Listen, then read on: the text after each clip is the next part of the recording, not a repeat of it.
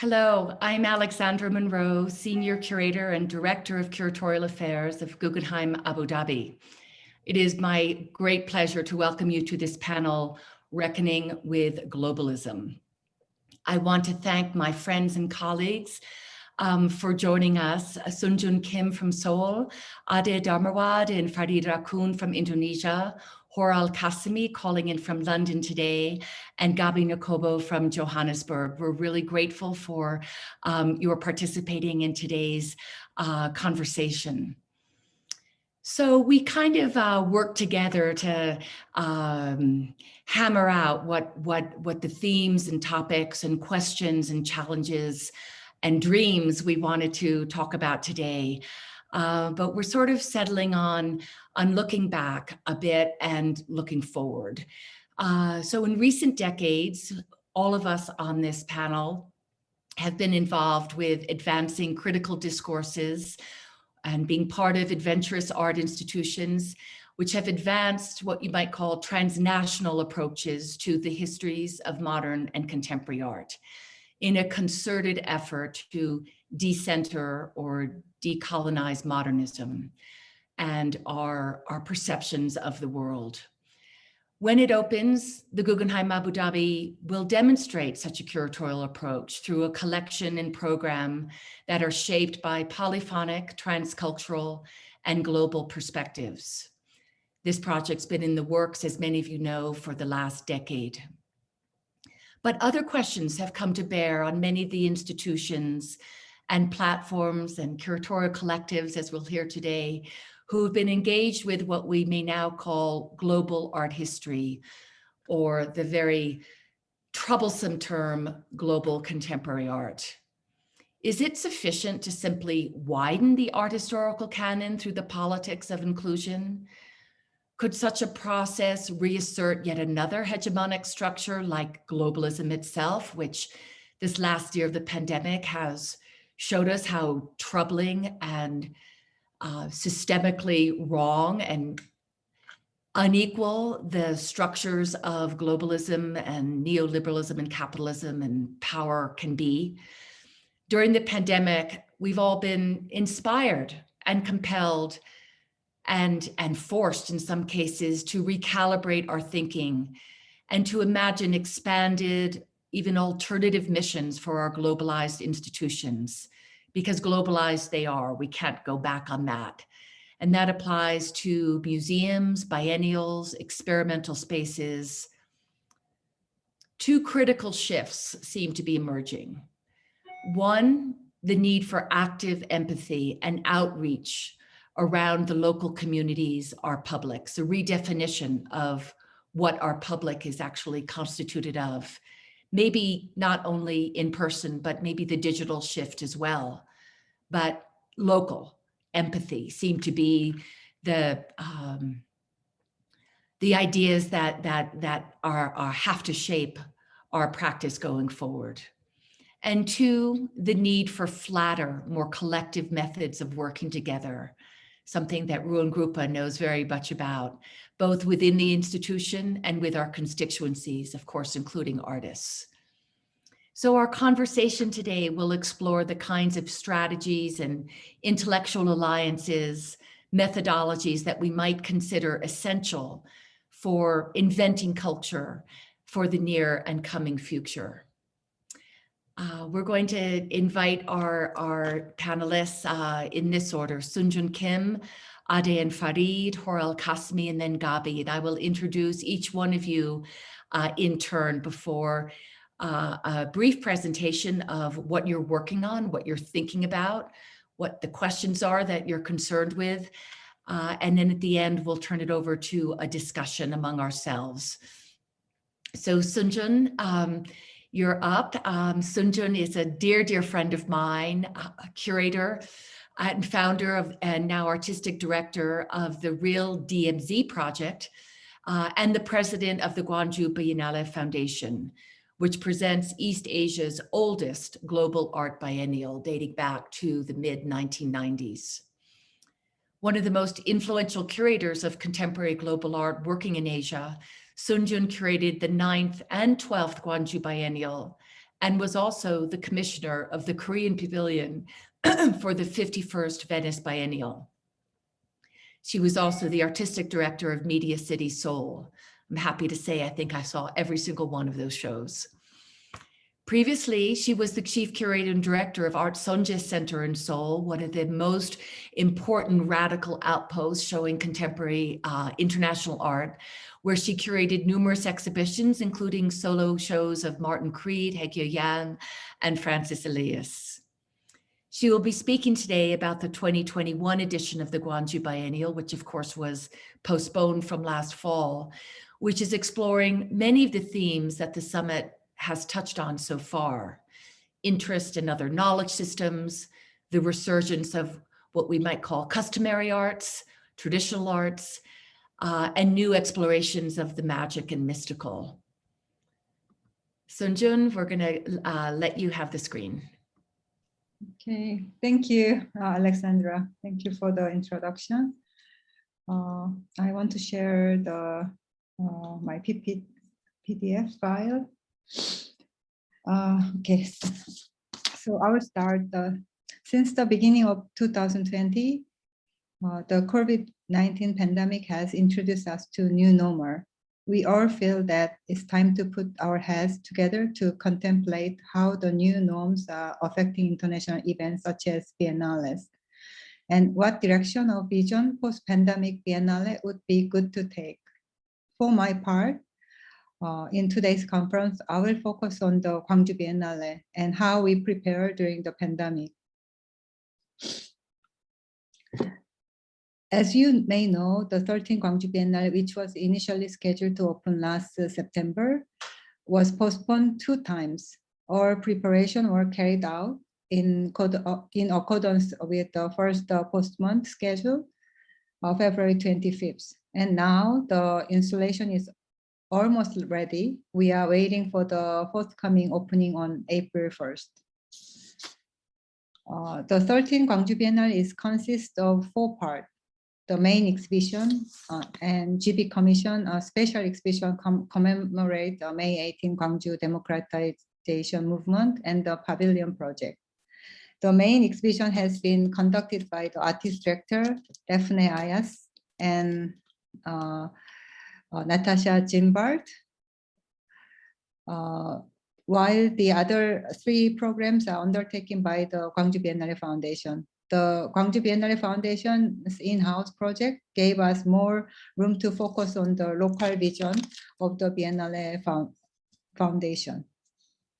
The main exhibition directed by Daphne Ayas and Natasha Gimbard is titled Mind Rising, Spiritual Turning, and explore the spectrum of organic intelligence by challenging the conventional division imposed upon corporeal, technological, and spiritual intelligence, and by investigating diverse practices such as cosmology, healing, technology, and metrical system.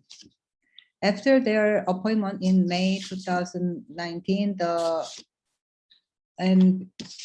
before the pandemic started in early 2020, the artist director were able to make research trip to Korea with artists. During those trips, they organized workshops and proposed topics for forum and talks program. We are planning to have a regular and continuous research and workshop program, but since the COVID-19 crisis started, the South Korean government made a 14-day quarantine mandatory for all travelers entering the Korea.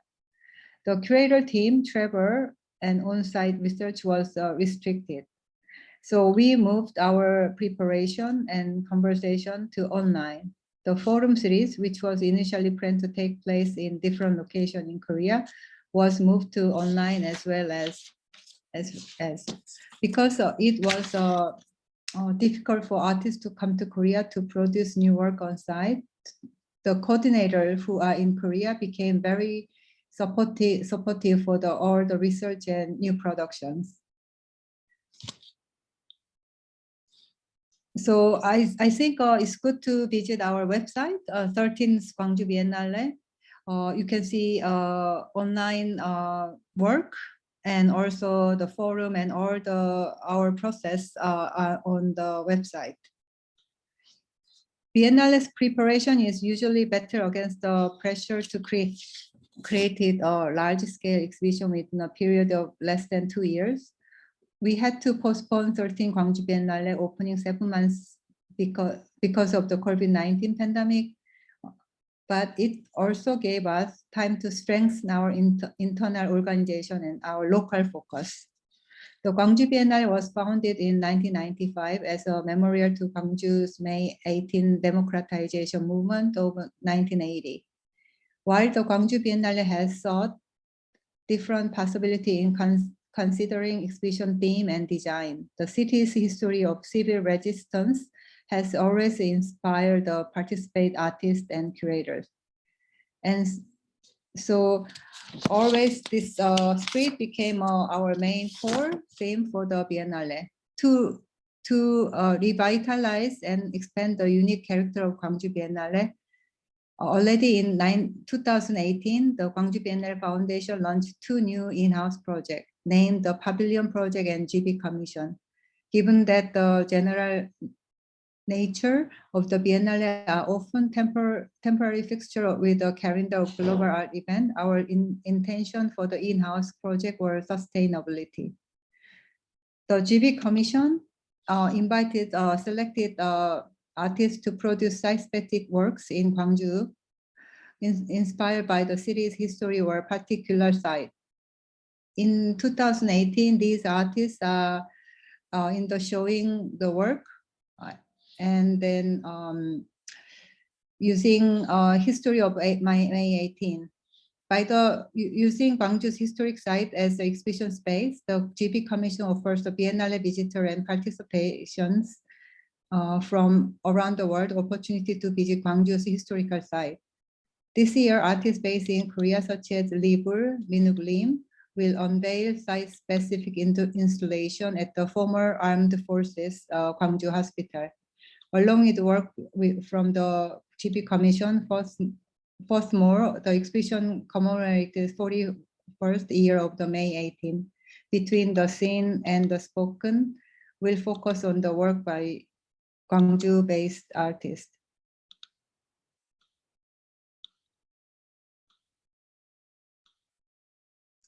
The Pavilion Project aimed to foster Gwangju's local art institution interaction with the international institutions. Unlike the Venice Biennale National Pavilion format, it arranged a collaboration between a local institution and an overseas institution to create an exhibition in Gwangju, which opened in conjunction with the Biennale's main program. While the Pavilion Project operates independently from the main program, it offers a different kind of curating from it. And through the collaboration process, many of Gwangju's private museums and alternative space can learn how international institutions work and use the learned knowledge and skills to develop themselves. The Pavilion Project is a support program, though this program, the Gwangju Biennale Foundation support local institutions to improve and form cooperation models. It also supports the Biennale's international network to cooperate with Gwangju's local art scene. The pandemic caused many challenges and difficulties to prepare for this Biennale, but the crisis and the delay also gave a productive time to strengthen our preparation process and to focus on Gwangju Biennale Foundation's founding mission, which is related to the local history. However, when it comes to the exhibition, direct experience is always best. And as a curator, I have made many concerns because it has become very difficult to create exhibition and to visit sites. The 13th Gwangju Biennale is the opening with the safety protocol. Temperature checking at the entrance is mandatory. We are adding on online reservation system. And this Biennale will show how the work of this pandemic makes us think about how we can think about the international event like Biennale. Thank you for listening. Thank you, Sunjung. We're going to circle back to that question because I want you to answer that question of how the pandemic has inspired you or moved you, changed your thinking. I'm pleased to introduce next my new friends, Ade Damarwan and Farid Rakun, who as you know, are members of Ruangrupa, a contemporary art collective based in Jakarta, Indonesia. This group was founded in 2000 by 7 artists and has provided a platform in South Jakarta for organizing exhibitions, events, and festivals, and also conducting publishing services, staging workshops, and doing all kinds of research on dimensions that none of us knew possible. Ruangrupa functions as a nonprofit organization supporting contemporary art within both the urban and cultural contexts of Indonesia and also deeply rural contexts in some cases of Indonesia and beyond.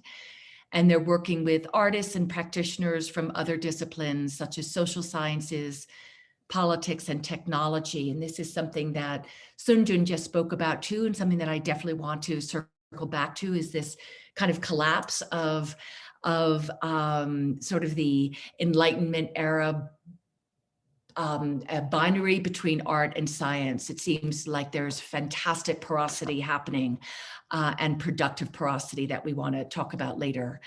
As a collective, as all of you know, they are co-directing dOCUMENTA 15, taking place in 2022 in Kassel. Notably, they are the first Asian group and the first art collective to curate this large-scale international exhibition that has really changed the course of modern contemporary art since it was founded in the mid-1950s.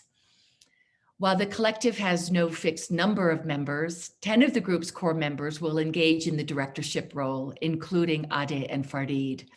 So they're going to tell us now about their practice and the methodology that they are bringing to bear on the world's most important stage for contemporary art. Farid, over to you. Thank you. Thank you for the invitation and thank you for the introduction. Yeah, I think we were going to speak also about what where we're from and then also what we are doing right now, because we're really in the middle of the process, which is very challenging, of course. But I would like to go back a little bit. Maybe when we have the plan, like we cannot avoid it not to think about our practice. Like dOCUMENTA is also will be part of our journey as well, rather than end up in the making a show in the in the 2022. So we are thinking also about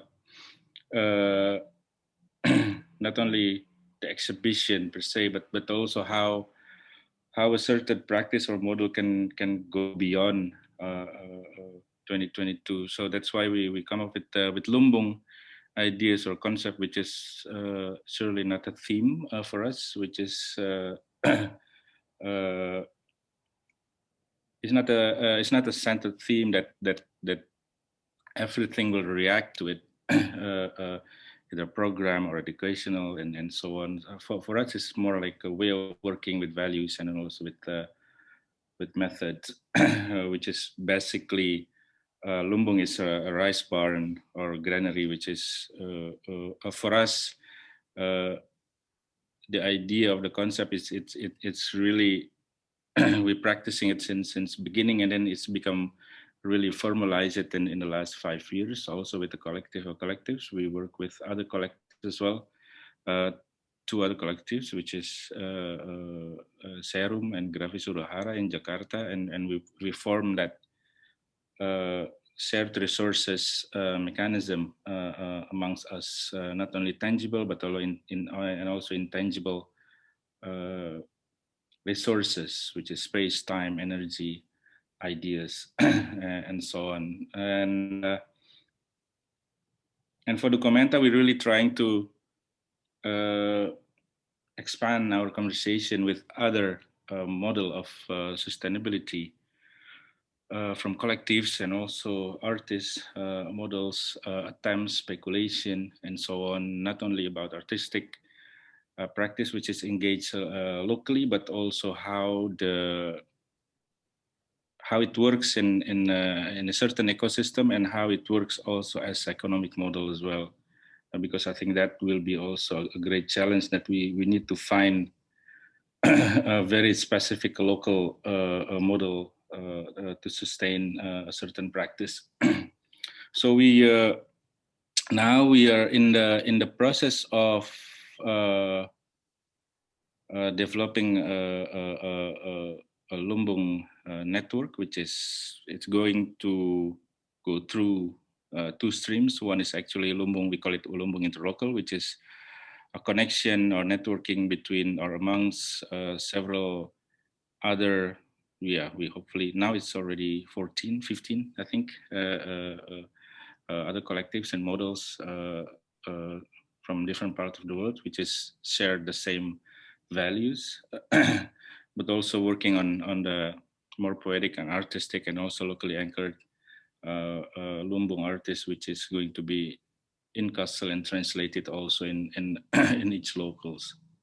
And we have this method of a certain mechanism that we apply, because we're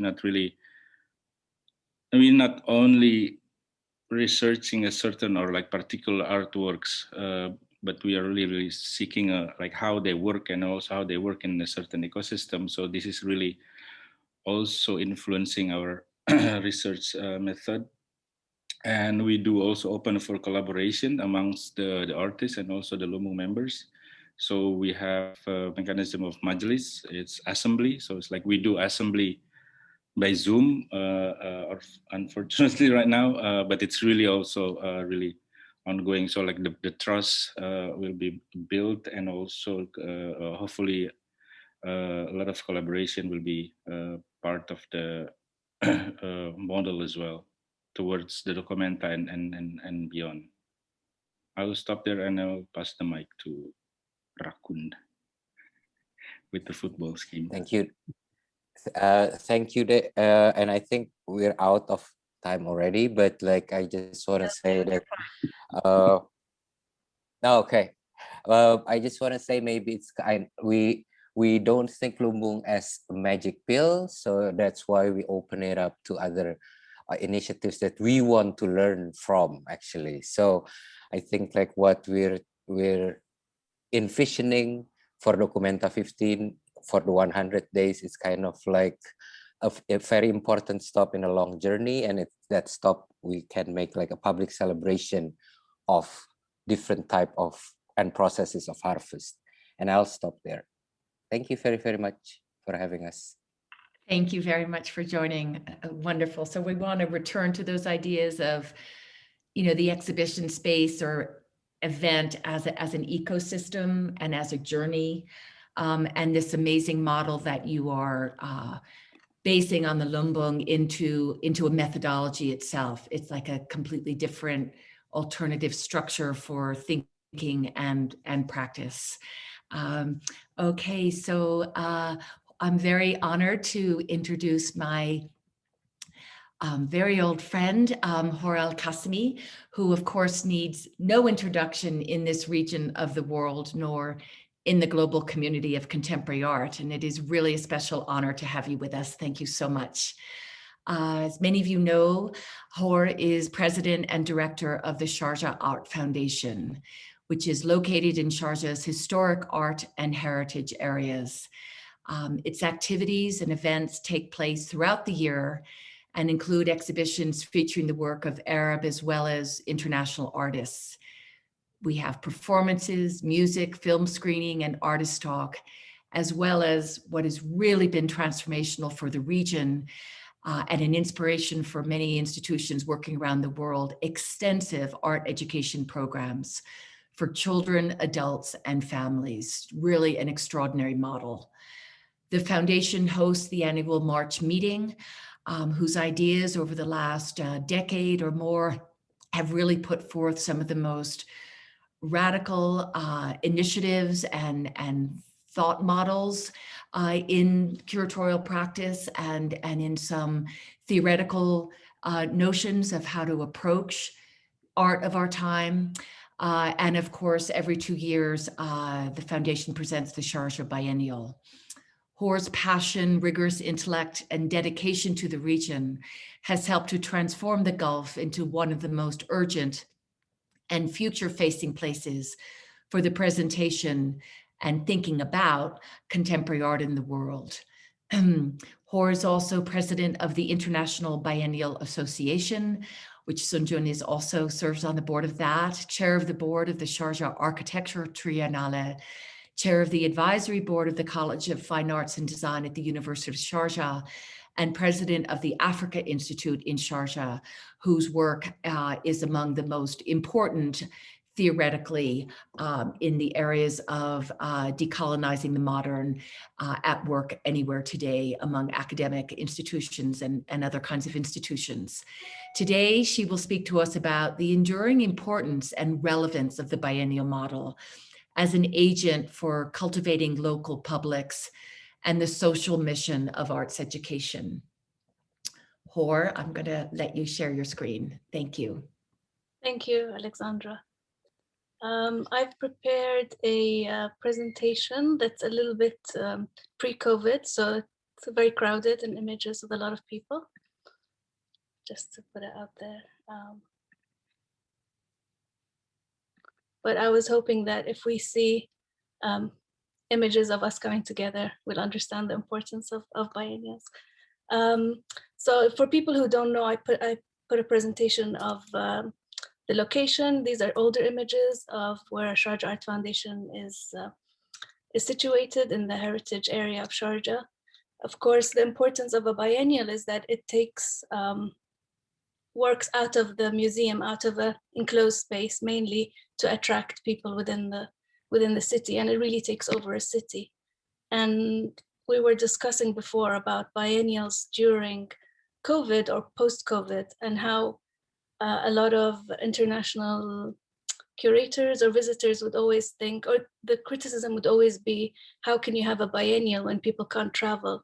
But what about the people who are in the city? The biennial, really, the new model of biennials is really catering to the local population and not so much about tourism. So these are projects from the biennials that have created huge difference with the different populations living in the UAE. And you can see that even with COVID now, we continue our public programming, but with less people and ticketed time tickets and social distancing. But the importance of what a biennial can do to a city and to generations of people. I have to also state that the Sharjah Biennial started way before Sharjah Art Foundation. Sharjah Biennial started in 1993. I took over in 2002 after seeing Okwi's dOCUMENTA 11, which changed art history for many people in our generation and was very influential. And since then, we have I've worked alongside Okwi in many discussions, and as a lot of you know, he's been invited to he was invited to curate the next Sharjah Biennial 15, and we will continue to do so with his conceived project. I've included some images of buildings that we've transformed around the city. So the idea of also sustainability, and instead of building new spaces, saving older buildings from demolition and repurposing them. This is a famous flying saucer from the 70s that just underwent a second renovation. So I thought I'd share some of the images there. The ice factory on the East Coast, the biennial also takes over the whole emirate and not just the city. So it's actually on the other coast, on the Gulf of Oman. And here you have an installation by Adrian Belaghacha in 2015. This building is now undergoing a renovation to be an art space and more usable. These are artist studios in another town in Hamriya. It was an old vegetable market that was crumbling. So we took the old footprint of the actual space and rebuilt the same shape and created studios for artists and have exhibitions throughout the year there as well. At the moment, we are renovating this building, which is a cinema from the 1970s that was closed for a very long time. So that's on the radar. We've done a lot of projects in the middle of the desert, different performances. This was a screening by Taro Shinoda with a performance by Uriel Barthélemy, who met during Sharjah Bienniale 12 in 2015 and decided to collaborate on a project post-biennial. We have a lot of artists who end up collaborating after meeting in a biennial, which is always great. So the idea of people coming together is really important. We've also worked on community projects like our local community garden, which hosts many events and is looked after by the community in the area. This was the process. Nikhil Chopra also from 2015 biennial. This is a pre-biennial spaces when we had to use an expo center, which we stopped using now and have our own spaces finally. And I think it's very important for us to state that we started our programming before we even had a venue. We didn't have our exhibition spaces until 2013, but the biennial has been going on since 1993 using other spaces, including the museums around the city. Here's some older images. At the moment, we have exhibitions. We have exhibitions throughout the year. We have an exhibition of Tariq Atwi that we've kept on longer this year, and Zarina Bimji as well.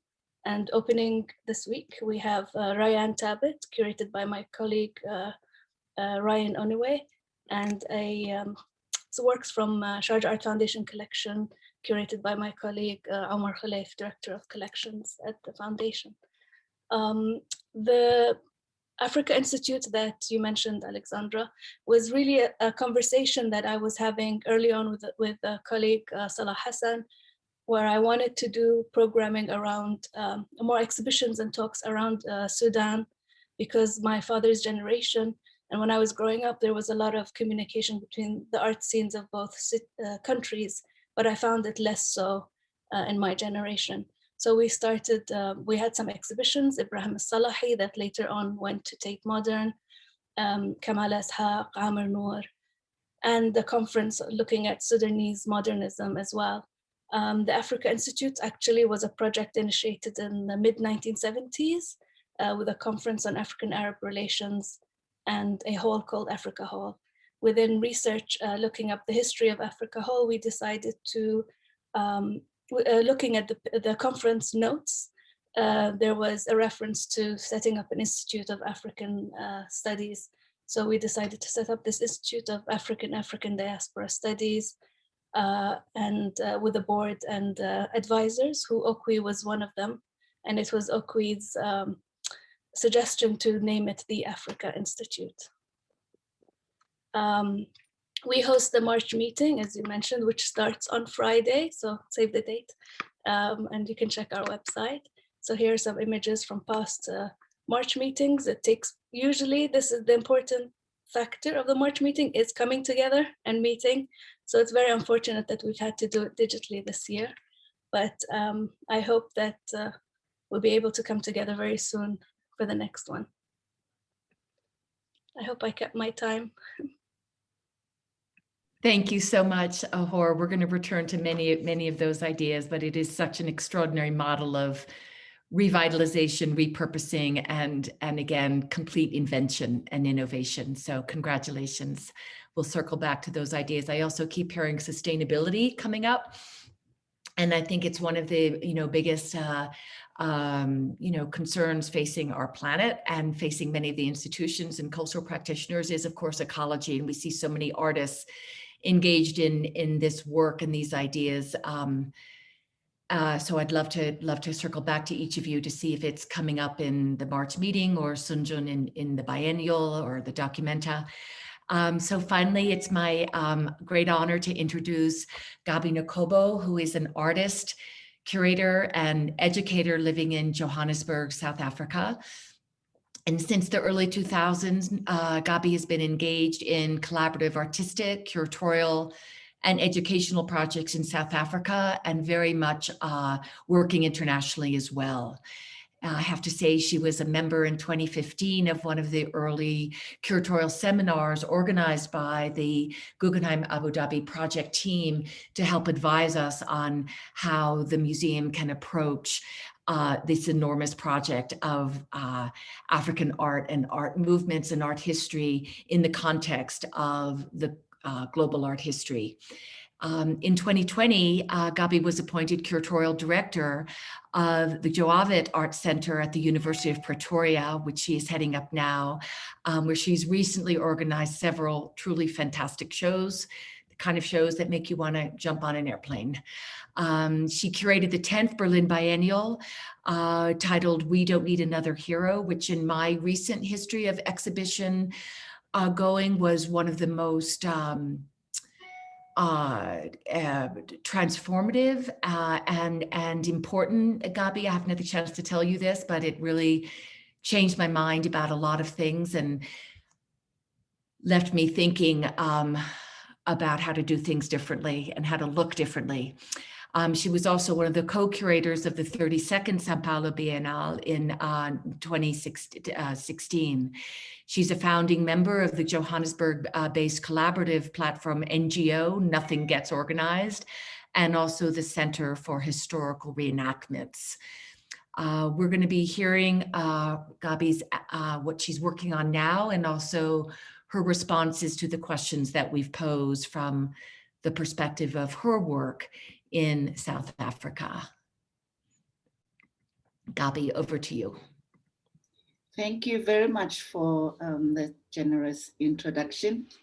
And thank you for the invitation to be part of this summit. Yes, I'm in Johannesburg. Today I'll just talk about briefly about my my practice. As you can see in my bio, I name a few things. I think education and curatorial practice are quite important. So where I am right now, which is the Joavit Art Center, which is an art center located within the University of Pretoria, where I'm an artistic director. It kind of combines, you know, like two of my passions. So when of course, when the lockdown happened, I had been traveling like most of us for quite a long time. And so when the lockdown happened, I think we all kind of like stayed where we were. And in my case, in my place where I live in Johannesburg. And so I got a chance to actually be here for an extended amount of time, but also to use the opportunity to rest. And of course, you know, like there's something that happens with the break. Of course, the situation has been devastating economically and also with the loss of lives. But it also has been an opportunity for I think for me, especially to kind of rethink the ways that we think, work, and talk about what we do. So thinking about like vocabularies. I mean, language is always a really important part of my practice and how I have been experimenting within different platforms such as the Center for Historical Reenactments and NGO, Nothing That Gets Organized. So I have been really interested in the idea of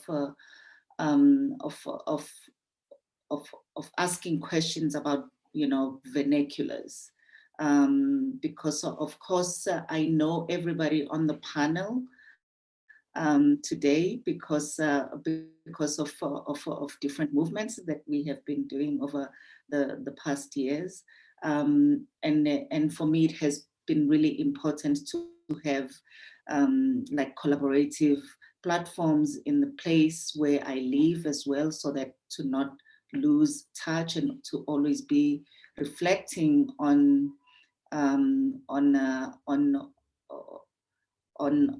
local. and to have these conversations or platforms for sharing, that are located in different places, because this is the only way we can also find out that we have things also in common. So in November of 2020, I was appointed as the curatorial director of the Javed Art Center, and this is kind of indicative of how the landscape is shifting in the context of South Africa as well, because there has been in the past few years a few museums and art centers that have been funded by philanthropists. So the people who have been collecting and also funding artists and other kind of like more governmental art institutions have opened their own museums, which also can indicate that the museums that were there, which we might consider historical museums, start to they've always been struggling, of course, but also, like kind of start to feel that struggle much more intensely of lack of funding of resources. So there is the Zeit Museum in Cape Town. There is the Novel Foundation also in Cape Town. And I think the Rupert Foundation also in Cape Town. And now the Javed Art Center, which is founded by Michael Javed, a businessman, an art collector, who came together with the University of Pretoria to fund the Javed Art Center. So I think it's quite a unique space because it's within the university. Pretoria is a city that is outside of Johannesburg. It is the capital of South Africa, but it's also the capital of South Africa because of the history of South Africa. So it is a capital because this is where most of the legislations were kind of formed in part of South African history, which we call, apartheid. So this is where, the union buildings, this is, it has a particular feel. This is where the embassies are as well. So it's very kind of governmental. So as much as the center is new, it only opened in September of 2019. And I came in November of 2020. So like this kind of heaviness, was kind of already felt, what I think is unique about this is that it's an art center, not a museum, but at the same time, there has been a few collections that have been donated to the center, which are great collections of the Ashanti gold collections of gold, a collection from that was collected by a mining company from parts of Africa, and also the Mapungubwe gold collection, which is a site within South Africa that had the earliest known kind of like excavations or gold objects that were excavated, especially by the University of Pretoria. So those collections, they've come to the Art Center, and they become an interesting resource to kind of think about also gold as a resource. There's also a corporate collection that has been donated for a period of 10 years that started in 1994, which is also a year that marks the end of the official end of apartheid. And I think it's quite a unique collection. It's a collection by South 32 company, which is also a mining company. And it's a great collection because it doesn't suffer from what these types of collection usually suffer from. So with this collection, we don't have to ask where are the women, for example, or where are the Black people, another example. So from the beginning, it collected equally from different diverse narratives of the country. So this is in the process of coming to the center as well. But also it sits in Pretoria, where there are other townships or surrounding areas that have a really strong jazz or music legacies and art collectives from the 80s, from the 60s, who were operating around Pretoria as well. So it really becomes important for us to be able to reflect on those histories that surround that center, and also keep it, you know, kind of unique and light, if I may say, but also to build a team that is has specific positions that reflect, you know, also these local histories and also presence as well.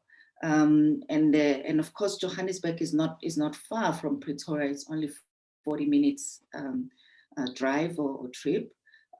So there's a lot that people like we can kind of draw on, but Johannesburg and Pretoria are totally different in how they operate as well. So this is like the first time in a long time for me as a practitioner, kind of holding this position, this kind of position within the country where I come from.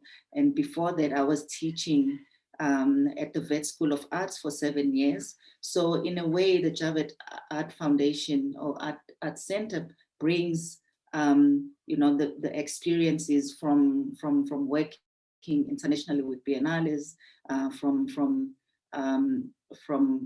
collaborating with many artists in these platforms that I have co-founded, and also, yeah, my curatorial practice. This is where things, you know, or as I have planned them, kind of like going forward. So it's, I think it could be a really exciting place for Pretoria, for Johannesburg, and for South Africa. And there's a lot of conversations that can be had, of course, with other museums that have been there before and post 1994 museums, and also these kind of new kind of contemporary spaces that have been coming up. So in terms of like these new or refreshed vernaculars or vocabularies of the local, I think this is a moment in which we can really refresh them, and so that when we meet again, you know, the spaces that we create are exciting, you know, again, because I think it's normal to feel like we always doing or saying the same thing, you know, over and over again. So I think also the pandemic, as devastating as it has been, it's also an opportunity to rethink the ways that we've been working before, and to open up new avenues and possibilities. So I'll end there. Thank you, Gabi. We can really feel your passion, and we're very excited for Pretoria, South Africa, the continent, and for the rest of us too. It really sounds exciting what your ideas are.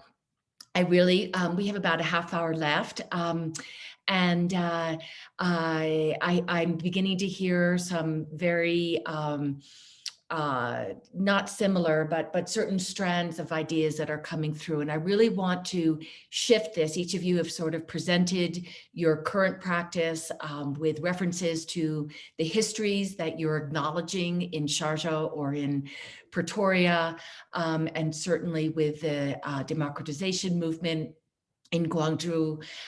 So I think that that historical context is very important. But I also want to kind of shift us to the future, because I think something that's come out of the pandemic, Gabi, to your optimism, is that we're really engaged with the future now. Somehow this pandemic has forced us, because maybe we've had to face our own mortality so drastically and viscerally.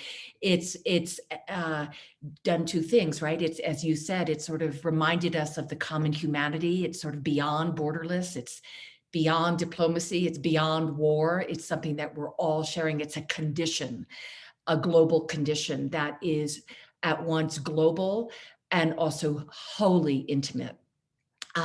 But I think what's come out of that shock to the mental system, again, individually, collectively, socially, nationally, is different ideas of the future.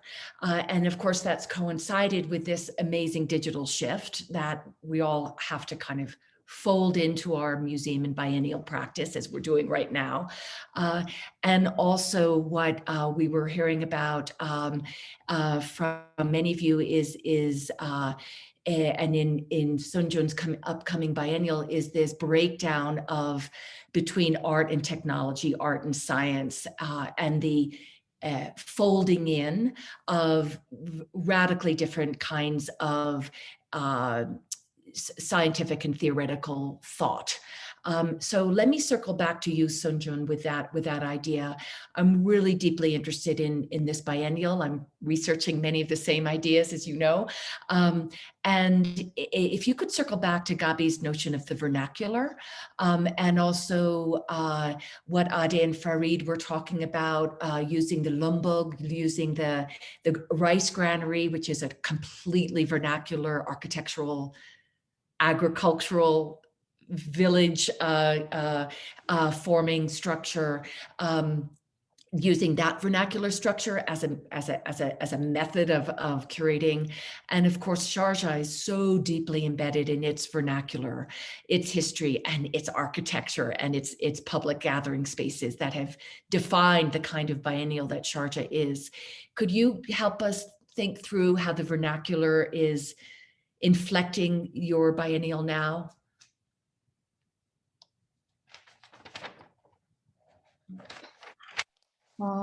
Yes, but I think that question goes to the Daphne and Natasha, because they are curators and I'm supporting them to realize the projects.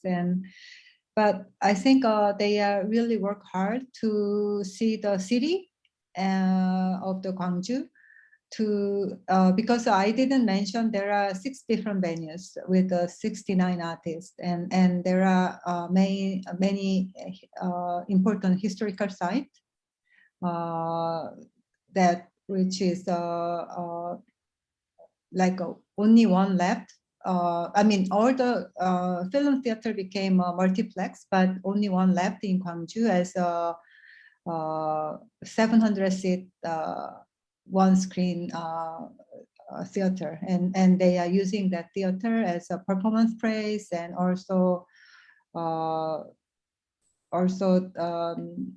exhibition space, and so the history became very important for them, local history, and then they want to use them as used by the contemporary artists to revitalize the whole city, and this vernacular view. Gabi's presentation is quite interesting, but the idea of the exhibition might be good to discuss with our artist directors. They're not here today, but we guess have to make it our first destination. I'm very interested in that. Of what I've read is this summoning, right, of different knowledge systems, going radically beyond, kind of rational thought and certain ideas that were inherited with the neoliberal global structure of this teleological progress, this, a false ideal of the universal, of the good, I see so many artists working in this vein. And what I find interesting is the use of technology and science. While at one hand, you could say it's very atavistic and very pre-modern in what it's uncovering, what Iftikhar Dadi calls customary arts. It's also like the form of it is often, through an AR experience. So I find that very interesting. Hoor, do you want to talk a little bit about the vernacular and how we can reimagine the vernacular? Again, the core of this seminar and session is how we can get beyond the structures that have, sort of shaped us all. We've shaped these structures. The people here in this room have shaped these structures, but what comes next? What if you could, reinvent the Sharjah Biennial today, what would it do differently? Thanks, Alexandra. Well, for me, I don't know if I would change anything because everything's happened for a reason and it's brought us to where we are. I wanted to talk briefly about the Lahore Biennial that I curated last year. It opened, luckily, closed just before the pandemic. So we were very lucky in shifting it to January instead of the proposed date of March. So that was the kind of like my psychic moment there. But with the Lahore Biennial, it was really interesting for me to look at spaces around the city, and you really need to understand the city and know the place. So it was a challenge trying to get permissions, some last minute permissions for some spaces, but we used the old planetarium that was closed and had an installation there by Almagul Menlibayeva, really transformed the area. An old tea house that was very important in the history of partition, Pak Tea House. And these were spaces that, people would just pass by and not think about or not even remember that the importance of them and why they were there. So for me, that's something a biennial can do that, other maybe museums aren't able to do because they're very much focused into a certain structure or a way of working. So we have had exhibitions looking at AR and virtual reality, VR and everything, and we're putting as much as possible online, but I'm not for putting our exhibitions online. I really want people to come to spaces. Not everyone has access to technology. You know that the pandemic has exposed very many inequalities within society. People are having to ask for computers for homeschooling. People aren't able to homeschool. People are, electricity, internet, Wi-Fi is expensive. So all of these issues are really important for us to remember and not think that we can have a future that's so disconnected from each other. The importance of the work that we do is that we come together through friendships, through chance encounters. I mean, these are the most beautiful projects come out of these chance encounters that happen. And I'm very much also thinking about Okui's title for the upcoming biennial, thinking historically in the present. You can't just think towards the future. You have to always look back and think about the past and how far things have come and where you've come from. So I hope that made sense. Anyway. It makes sense. Thank you. Farid and Ade, do you want to respond in any way to what you've heard or any questions for us?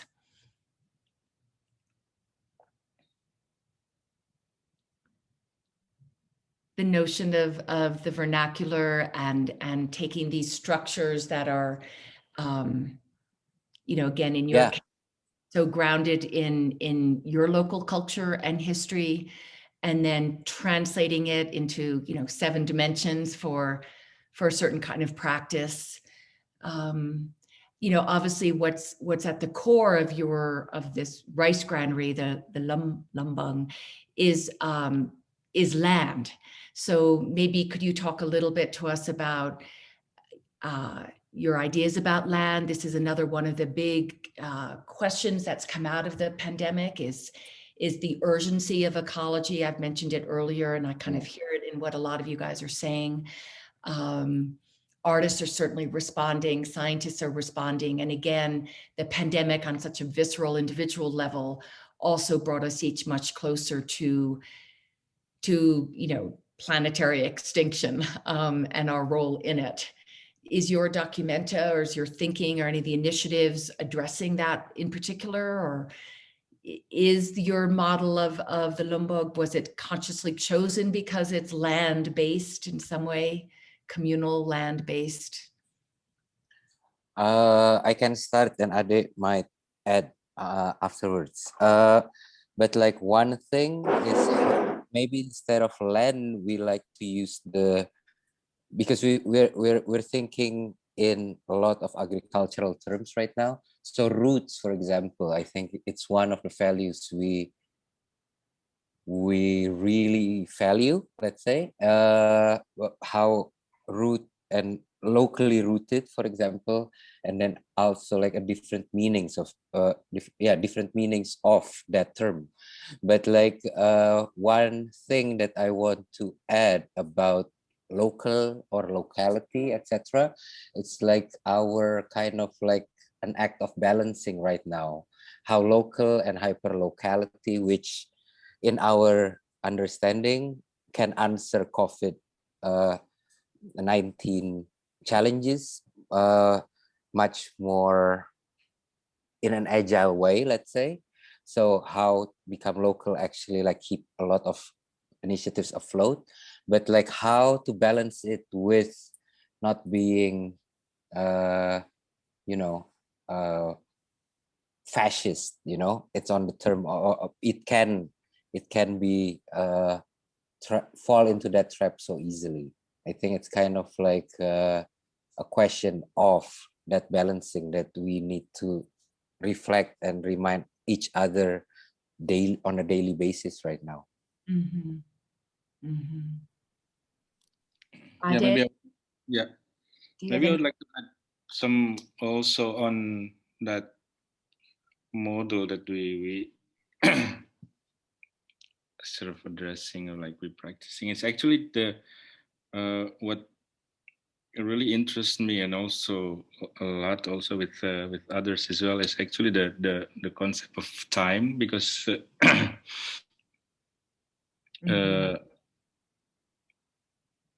because there is a sitting merawat tuh apa sih? Taking care of, maintaining. Yeah, sorry, I just lost the English word. But like when you in a farming logic, like through the harvest, like from seeding to carrying, and then harvest, and then distributing. So like there is this sort of not only idea of sustainability, but also a cycle, which is we try to see that as it's really challenging as well. Like can a certain event or institution or exhibition, let's say, can have this a cycle mode, rather than extracting all the resources and put it in a in a consist of a frame of time and space, that what we call it exhibition, for example, or events. So we that one thing that we are thinking as well, not only about sustainability in terms of that one practice, or that all the things that connect to it can be sustained, but also in terms of really like, can we see it more longer than that? Can we go beyond exhibition, for example? Just like thinking about like what economic model, or what kind of model of exhibition that think also what happened after, either with artists, either with the displays, with the space, and so on, with the people that come to the exhibition, and so on. So this is also what we are really thinking as well, and scale, not only space, but I think scale, it's really will really influence a lot as well. So that's why we're thinking on doing a small medium but many, rather than one big, gigantic one. So it's like small, medium, but many. But I think the challenge will be how to make those, all of them in conversation. That's I think the challenge right now, which is that we actually a process. So thinking about Castle 2022 for us is not only 2022, so it's like really sort of like a part of the process, like part of the journey as well. Yeah. Thank you. It comes back to that ecosystem. Andres Santo, who spoke earlier today, gave a keynote, said he had spoken to Hans Ulrich Obrist yesterday, and Hans Obrist had said to him, talking to younger artists, they don't see the need for an exhibition at all. It's like, what's an exhibition? So it sounds like you are moving towards that, really exploding the radial potential of an exhibition. And I think, Hoor and I were speaking the other day, of course, about Okui, and I think Okui really set that model, didn't he, in terms of exhibitions that live on, breathe on, and have radial effects. Gabi, if we could come back to you, and then I'd love it if you have questions for each other, but you spoke about your excitement about the Javed Art Center, but curatorially, you're essentially a curator. What's your first show going to be, or what are you hoping to demonstrate there when you say you've taken these lessons from the pandemic and from the different social justice movements that have certainly racked America, and I think have sort of had effects worldwide too, belated. How is all of this, going to influence your first shows there? Well, the first show that I'm working on now is an exhibition of this collection. So looking and really studying the South 32 collection. The collection has a history, so it has different names. Because when it was started, the company had a different name. So it was called the Genco collection. And then it was the BHP, Billington collection. And now it's called the South 32 collection.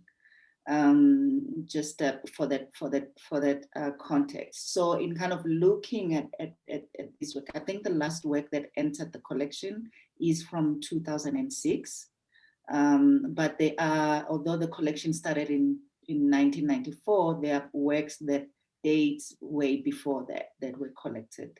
So there are work from the 60s and there are work from works from the 50s. It's largely South African, but also there's Angolan artists.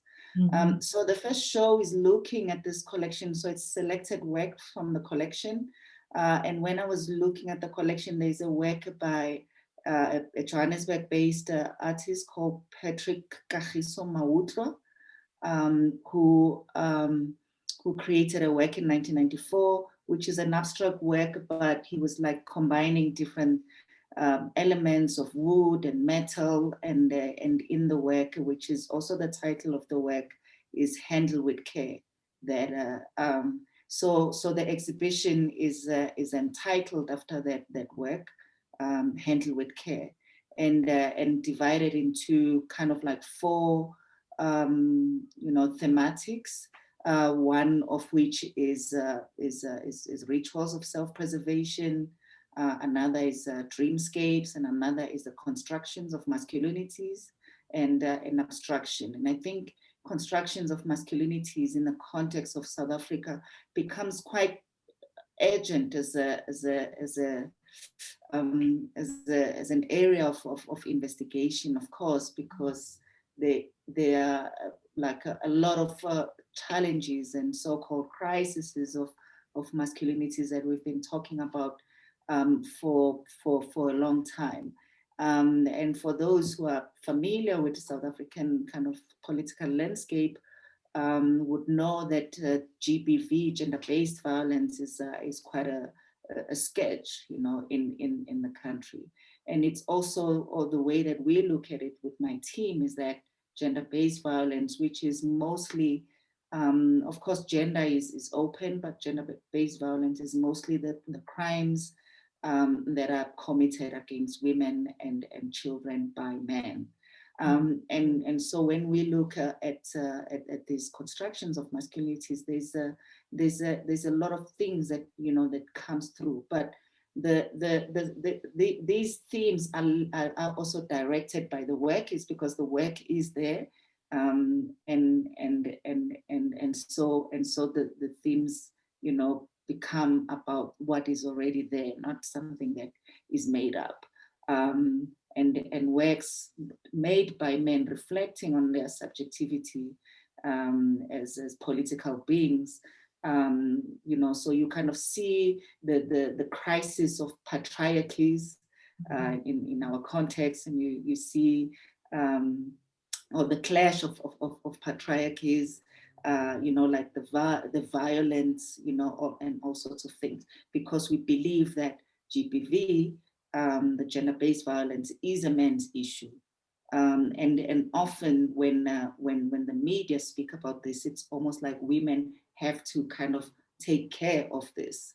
So by kind of constructing this theme is to kind of bring men into a platform of talking, also amongst themselves about this problem. And of course, the rituals of self-preservation is very much also inspired by the works that are there, but also by the moment that we are in as well, and like how people have been coping or trying to cope, and what kind of rituals. I mean, of course, the spaces of rituals has changed as and how we bury people, how we mourn, and how we connect to the ancestral. So the exhibition will really look at all these kind of like now kind of historical works in how and bringing conversations that are very much part of the present as well. So it's the moment of the future, also in the present. I also hear that you're using the exhibition as a way to shape society. Certainly the whole patriarchy issue. So we commend you as always. So we have 4 minutes left. Any questions for each other? You're all old friends. You've all worked together in continents all over the world. I'd love to. Who has a question for each other? I mean, I quite enjoyed the drawings of Ruangrupa. Like kind of like illustrating how how the thought processes work, and as a football fan as well, that those drawings become quite interesting. I mean, also sport has been affected a lot by the pandemic, and so I mean, I don't know Indonesia to be kind of football specific, and I wonder how. It is. We are. We have a very bad national team, of course, but the football stadium was always full. It's like, we are talented in become ultras, and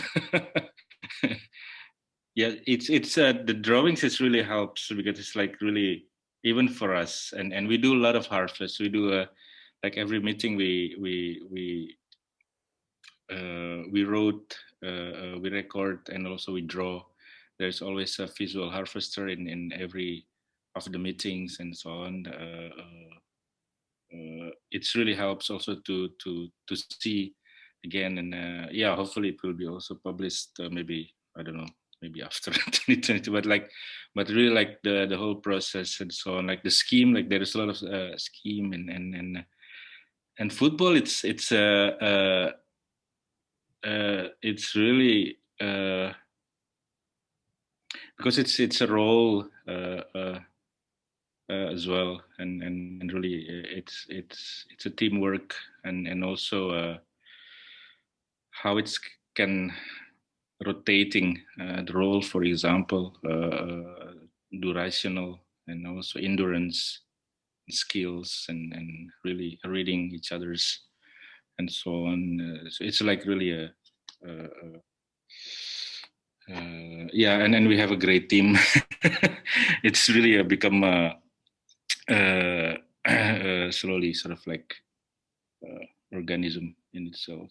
Yeah, it really helps the drawings a lot, because it's like there's a lot of abstract. We just have to we just have to help each other with with drawings and so on, and because also Lumbung is very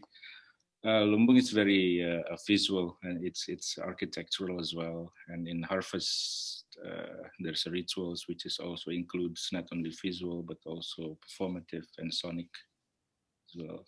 Yeah. I'm being told we have to close, which is really too bad because we're just getting started, I feel. But thank you all for joining us. Really look forward to seeing you somewhere in your amazing biennials around the world, hopefully really soon. Thank you for your optimism. Thank you so much. Thank you. And thank you so much. please join us for the rest you. of this. We have a lot of other great talks coming up. Thank you, guys. Bye, Hoor, Sunjung, and Gabi. Bye. Gabi, Sunjung, Alexandra. Miss you.